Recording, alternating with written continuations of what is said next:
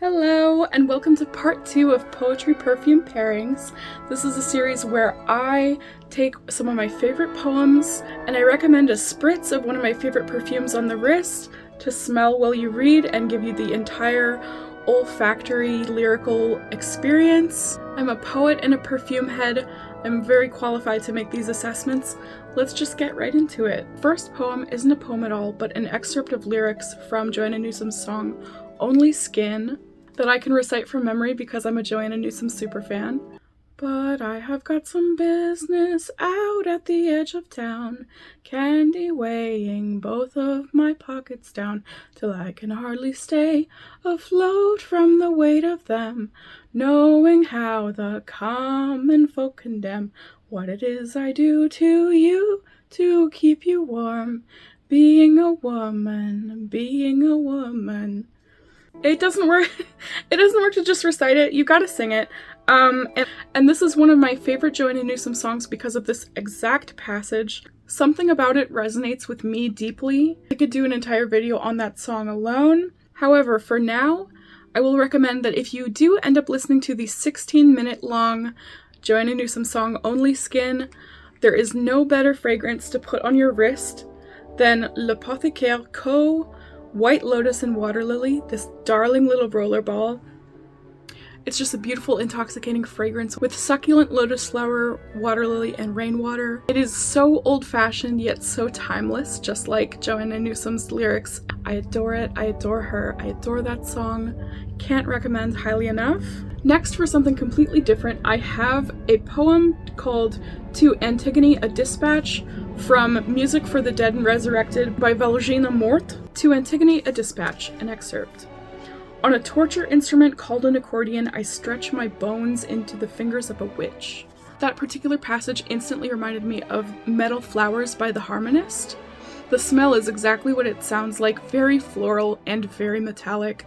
There's something beautiful and sinister about that particular line that I thought would just marry perfectly. Valzhyna Mort is a poet from Belarus, and this book is just kind of like this very trippy and nostalgic look at her home country.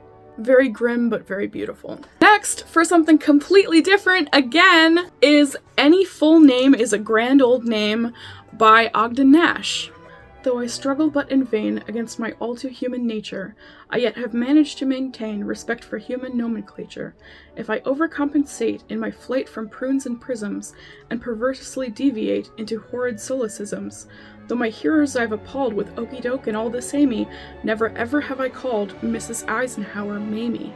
Ogden Nash's poetry is sardonic, old-fashioned, quirky, and really funny, so I thought it would be perfect to assign Moschino funny to this poem. It's a very classic scent, but there's something really uplifting and quirky about it too, and I thought they were a match made in heaven. Next up is The Song of Mehitabel by Marquis. For context, this is a poem from a series of poems that tells the story of Archie and Mehitabel, a cockroach and an alley cat that were once respectively a human poet and Cleopatra. This is the song of Mehitabel, who's lived many lives. I once was an innocent kit, what the hell, with a ribbon my neck to fit, and bells tied onto it, oh what the hell, but a Maltese cat came by, with a come-hither look in his eye, and a song that soared to the sky, and what the hell, and I followed him down the street, the pad of his rhythmical feet, oh permit me once again to repeat, what the hell. Mehitabel is a very knowing and wise old cat. If she were a human, I kind of imagine she would be like Bette Davis nearing the end of her career, where she's just this gorgeous, iconic, old Hollywood actress who chain smokes and smells like Jasmin. And with that in mind, I picked Jasmin et Cigarette by Etat Libre d'Orange, known as ELDO to the folks that don't speak French, like me. There's something very randy and knowing about both Mehitabel's song and this perfume, and I thought they went together perfectly. Here's an excerpt from The Island of Circe by John Byrne, Leicester Warren.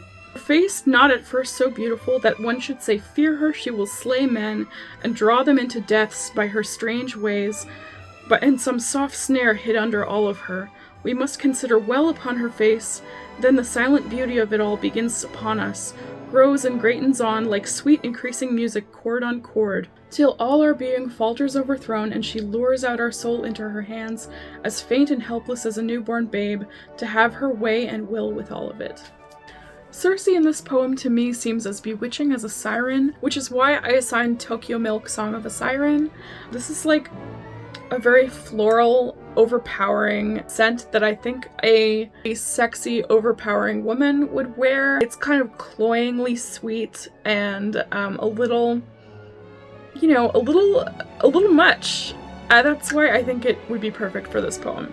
Last but not least, I'd like to read an excerpt from The Opium Smoker by Velimir Khlebnikov. He was a very fascinating and surrealist Russian poet, the opium smoker. He sucks dry-mouthed, but sucks sweet honey, and with his venom as his pilgrim staff, sets off to find the drowsy shore of dreams. Immediately the holy blaze of fire, the hammer beating on the soft red iron, everything vanishes. Forgotten all of it, work vanishes in thought smoke in familiar favorite dreams. But this captive in his iron chains of smoke is caught in the clouds of his desires, and down this sleepy road he goes. This poem is smoky, floral, fragrant, pungent, and that is why I selected Rogue Chypre-Siam to perfectly complement this poem. Chypre-Siam seems like a very opiate scent to me, so taking a big whiff of Chypre-Siam while reading The Opium Smoker by Velimir Khlebnikov sounds like a hell of a lot of fun to me. Well, I hope this series continues to intrigue you. I have about 6 more poems and 6 more perfumes to pair. If a poetry perfume pairing comes to your mind, please feel free to type it out in the comments. I'm always very curious to hear from you. And until next time, bye!